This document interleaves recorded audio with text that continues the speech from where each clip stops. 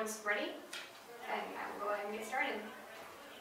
When asked about his writing process, Ernest Hemingway is known for having responded with, "There is nothing to writing. All you do is sit down at a typewriter and read." Anyone who has ever sat down with the intention of writing a love letter, especially to a stranger, knows that he is all too correct.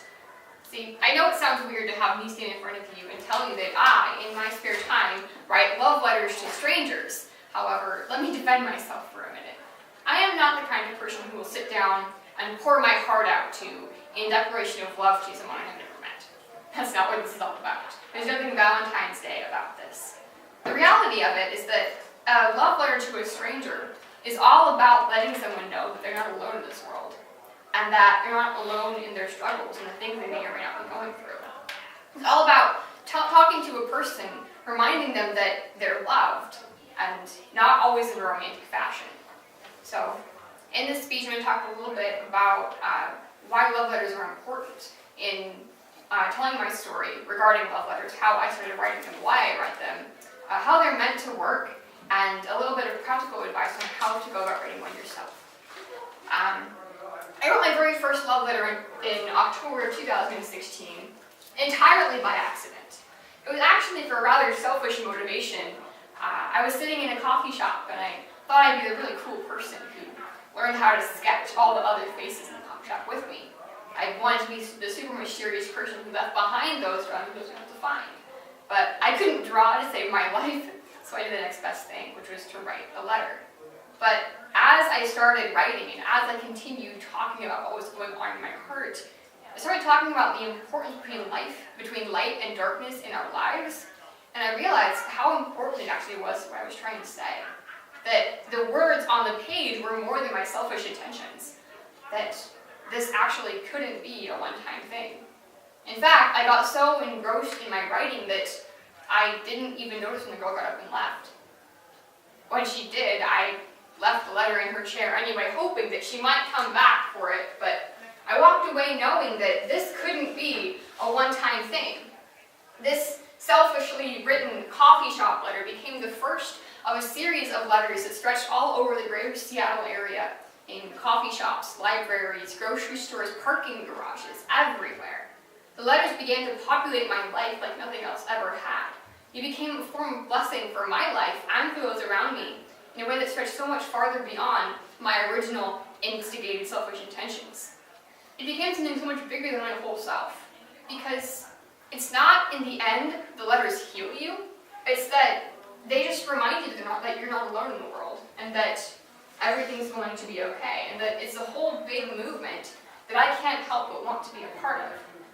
So that begs the question, what is the purpose, ultimately, behind writing a love letter?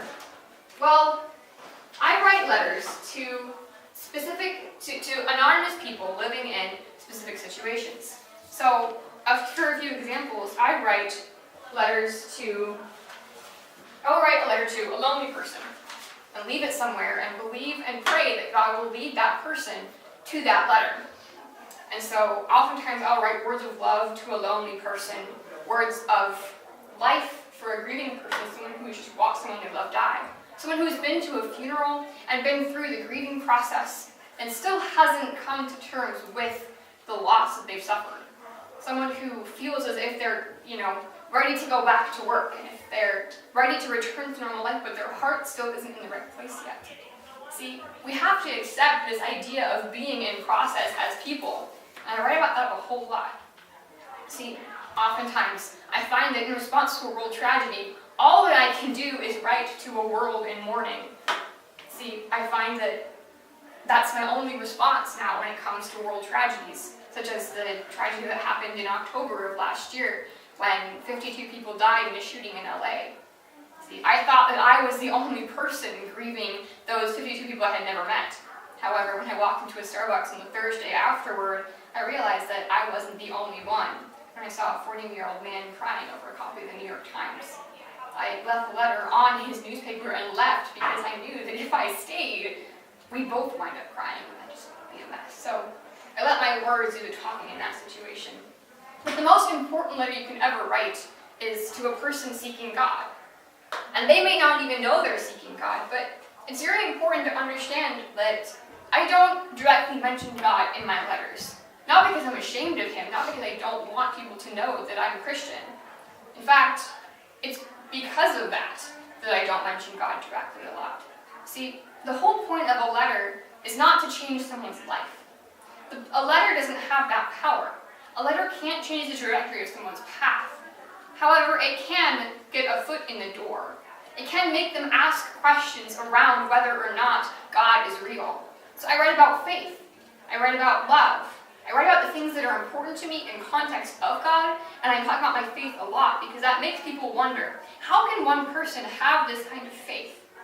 And that opens the door for that person to read the letter and then go on and ask someone else about it, to get their questions answered in a real manner. Because a letter is not meant to isolate someone. A letter is meant to call them out and have them and make them wonder. And so, most importantly, I like to talk about how practically to go about writing a love letter. And I think that it's very important to start with two very simple words. Dear you. Not only does Dear You start off a letter in a way that doesn't make you address a person, but it starts you off and it ruins your stationery. Because I know for a fact that early on, I used to write Dear You and then use whiteout over it and use it for something else and write, Happy Birthday, Joanna at the top. Now, I just keep that there because it's a promise. It ruins stationery for anything else. It makes you finish the letter. Not only that, it's just kind of a greeting to say hello. Secondly, it's always a good idea to address how hard it is for you. To be honest and say, this is really hard for me to do, and say, I have a hard time writing to strangers, but I'm doing it anyway. Explain that they are the motivation behind your struggle. It's always very, very important to be honest. We're not here to be liars. Thirdly, kind of the point of your letter is that there is hope for you. Remind them that this is not the ending of your story. I find that this is also a really great time to quote Bible verses or quotes that inspire you. So it's always good to remind people that you aren't the only good writer in the world. Admit that and let them know there is hope for them. Lastly, it's very important to remind them they have never been alone in this, and they never will be. And this is a great time to reference God and talk about your own experiences and be brutally honest with how your writing process goes and how your life goes. So I find that writing letters is an outlet for myself to talk about my own life and in context of others and how I think that it should be understood. See, the mission of letters, again, is not to change someone's life. It's just to open a door. And it's very important to remind people, without any kind of selfish motivation, that they are not alone in this world and that everything is going to be okay. And that's why we need more love letters. Thank you.